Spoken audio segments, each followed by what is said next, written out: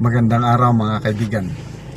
Bigyan natin ngayon ng reaction, opinion itong post ng JMA News. 18 minutes, mainit-init pa.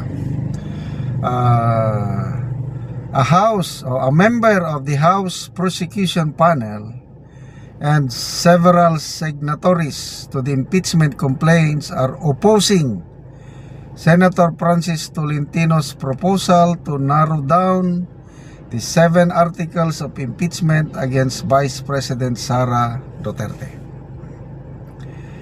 Ito yung statement. We can't comment on it right now. The prosecutors have yet to meet since the release of the timeline. But personally, I don't think it would be possible on our part to just consolidate it with 2 articles. That would be a betrayal of the full articles of impeachment that we have filed. Representative Ramon Rodrigo Gutierrez told reporters in an ambush interview. Gutierrez said that based on Tolentino's proposed timeline, only 2 days will be given to the prosecutor's presentation of evidence. Okay? So ayaw nila. Okay, i-summarize ko lang ha. Ang proposal ni Senator Tolentino, pwedeng simulan ang impeachment trial sa June 11. Tuloy-tuloy na yan hanggang June 30. Tapos ng trial, meron ng verdict, guilty or acquitted. And to me, that's good para matapos na itong usaping ito. Kailang, sabi ni Senator Tolentino, dapat mag-agree ang House Prosecution Team at saka defense team ni BP Sara. Dapat mo yun sila i-shorten, expedited. Babaguhin nila yung procedures sa impeachment, iksian yung timeline para matapos ang trial hanggang June 30. Okay. Basahin lang natin dito sa yung article mismo.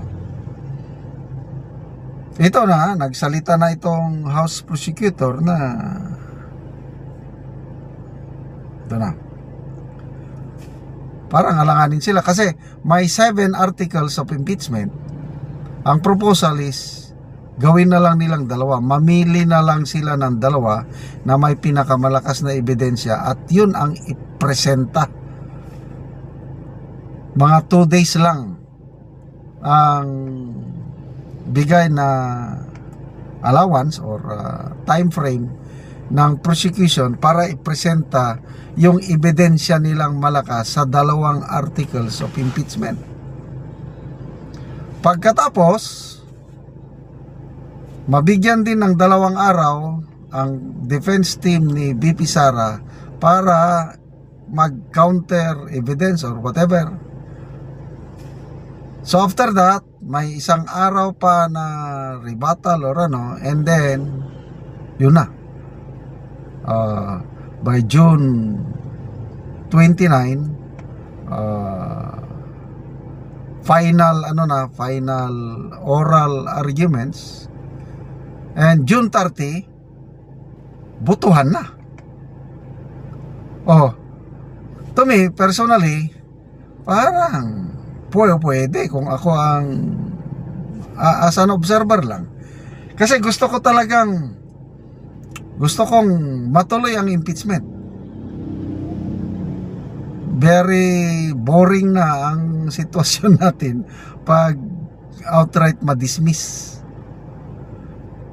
Ongoing ngayon ang session sa Senado. Nagsalita yung 2 opposition. Unang nagsalita si Senator Coco Pimentel, sinigundahan ni Senator Hontiveros na nag-motion sila na outright simulan na ngayon, June 9 pa lang ngayon, simulan na yung impeachment trial, mag-take out na ang Senate President as presiding officer. Napanood ko kanina yung pagsalita, kailang dinideliberate ba ano ang action ng buong Senado plenary tungkol sa motion na yun. Kailang I don't think so, kasi parang iba talaga ang takbo ng yung leadership ni Senator Escudero. Biglang nagbago ang hangin, na ang ganda-ganda na nung simula, nakakalendar na lahat, ay biglang pinospon. Anong purpose nila pinospon? Tapos isinet pa nila June 11 ang reading ng articles of impeachment. The following day, holidays, June 12, Independence Day, June 13, Sabado, last day of session. So ano pang mangyari? So lumalabas na parang ayaw nilang simulan ng impeachment trial. Eh wag naman. Ang dami nang nag-aabang. Ang dami ng mga nagbibigay ng statement. Mga College of Law, ang dami. University of the Philippines, may Ateneo de Manila, may San Beda, may Lasal. Lahat na lang yata ng university na may College of Law nagbigay na ng statement na sinasabi na ituloy, simulan na. Pati religious sector, si Archbishop Socrates Villegas nagbigay na ng pahayag na it's wrong, it's a sin, you're suppressing the truth, that's an act of injustice, it's not for the common good. Sinasabi na ng Arsobispo. Ang iba naman, that's hypocrisy.